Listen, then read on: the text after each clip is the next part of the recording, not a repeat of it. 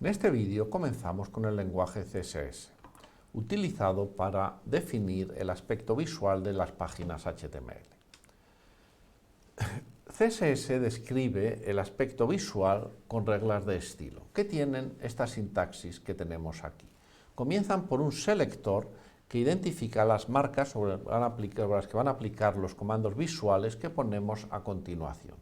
Por ejemplo, si tenemos un selector que tiene el nombre de la marca H1 separado por una coma del nombre de la marca EM, estamos diciendo que estas reglas de estilo que tenemos aquí, estos comandos visuales, van a aplicar sobre todas las marcas H1 del documento y sobre todas las marcas EM.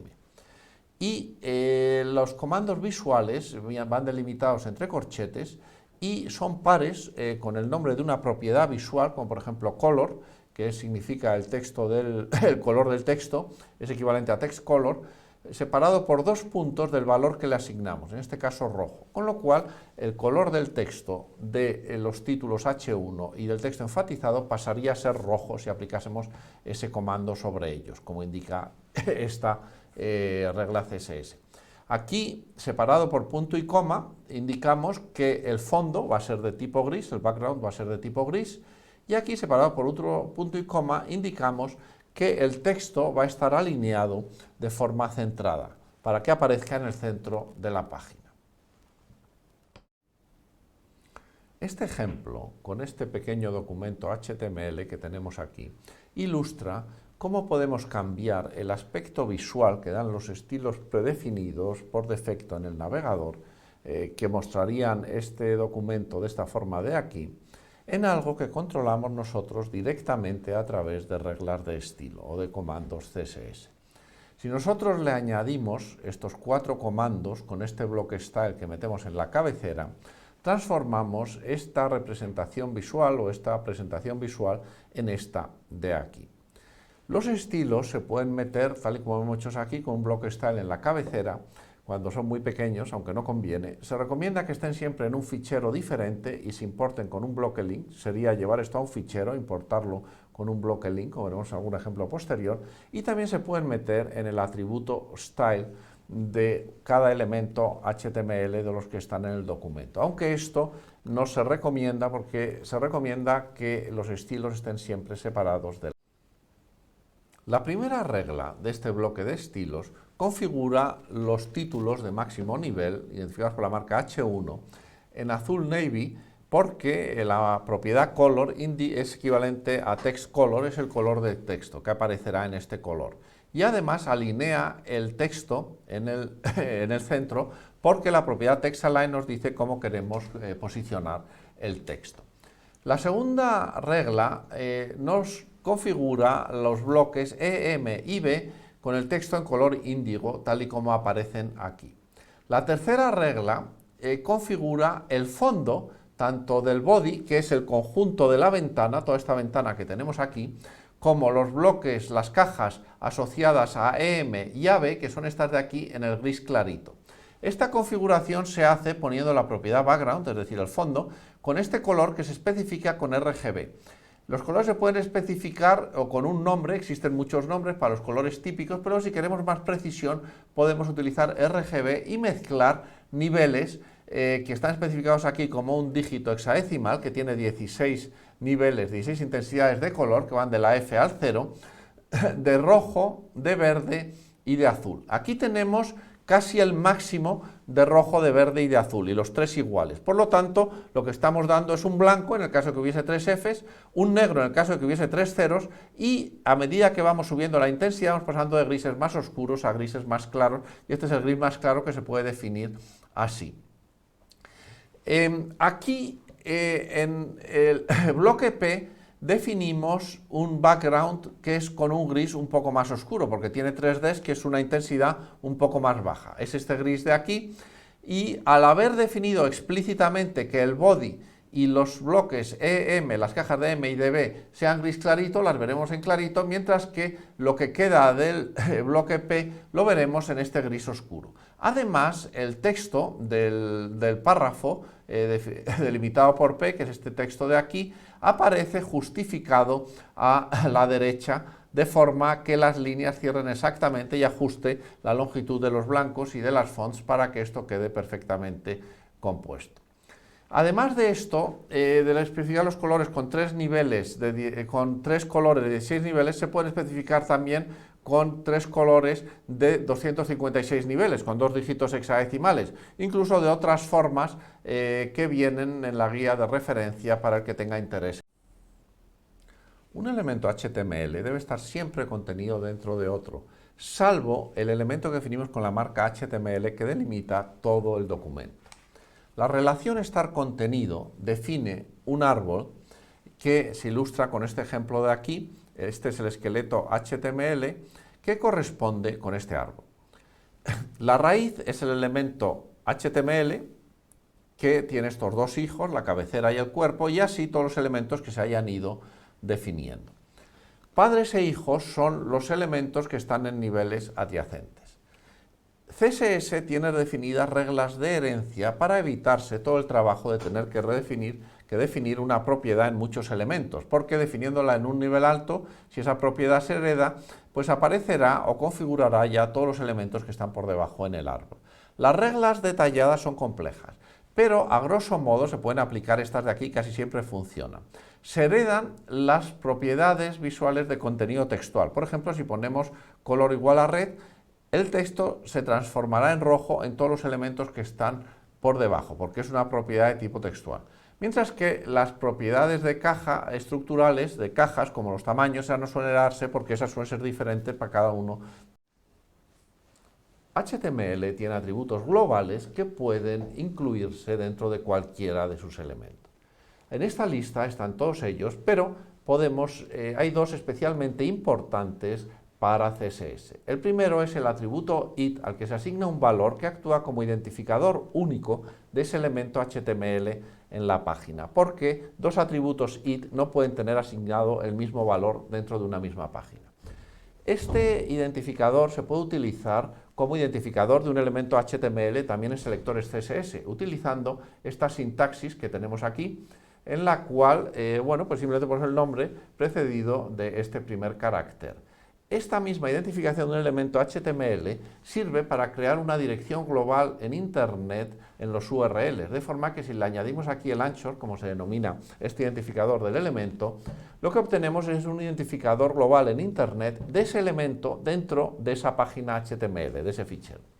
Además del atributo id está el atributo class, que asocia un elemento HTML a una o a varias clases. Las clases tienen el nombre que ponemos aquí en el valor y van separadas simplemente por blancos.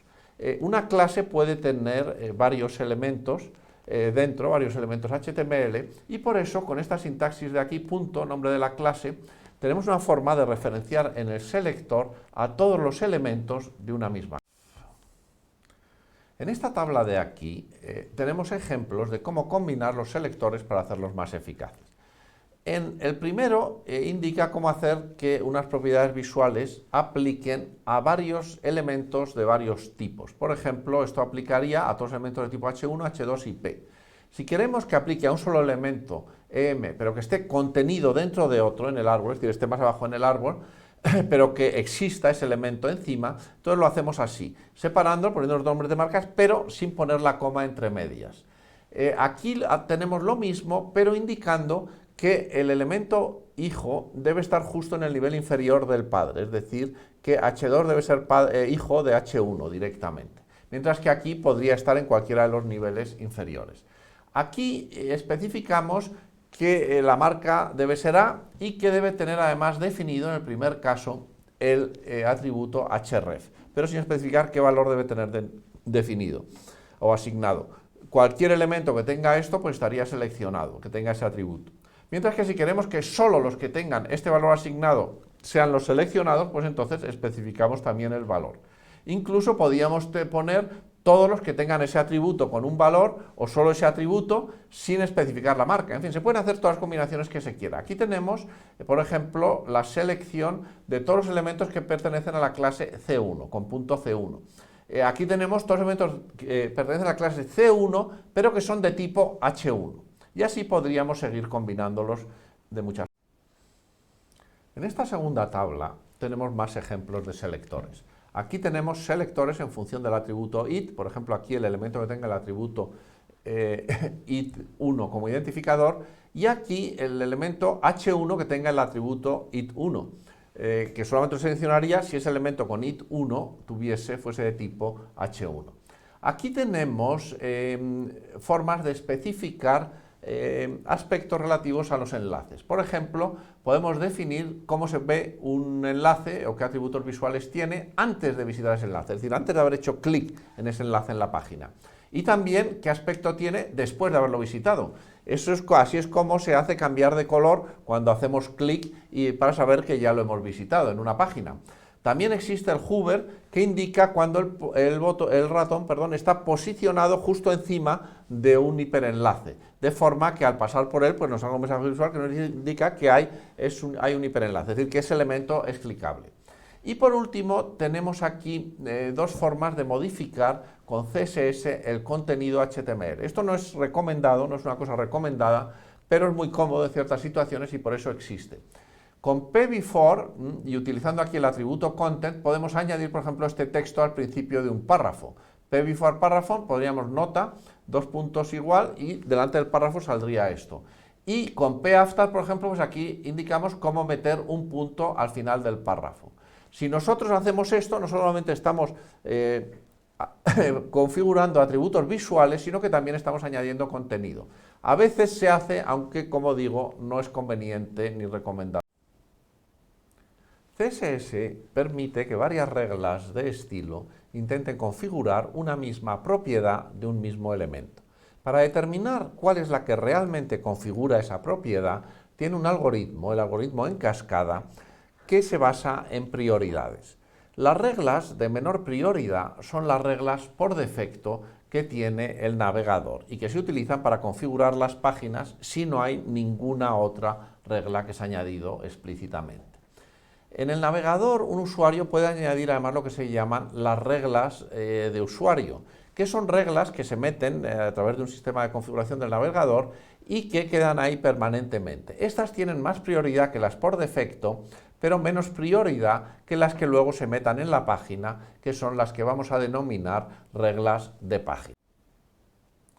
Además está el indicador important, que se incluye así en una regla y que la da máxima importancia o máxima prioridad y por lo tanto va a desplazar a todas las que no tengan dicho indicador. Hay que tener en cuenta que esta es una regla que solo está para depuración, o este es un indicador que solo está para depuración y que nunca hay que utilizarlo en producción. Las reglas important sean de navegador, aquí pasan a tener la máxima prioridad. Y las de usuario pasan a tener menos prioridad si son important que las de navegador. Una vez determinada la importancia, con el indicador important, está la especificidad para determinar de todas las de la misma importancia cuál de ellas es la que aplica. Para ello se determina el número de inline, de its y de clases y de marcas que existen en el selector.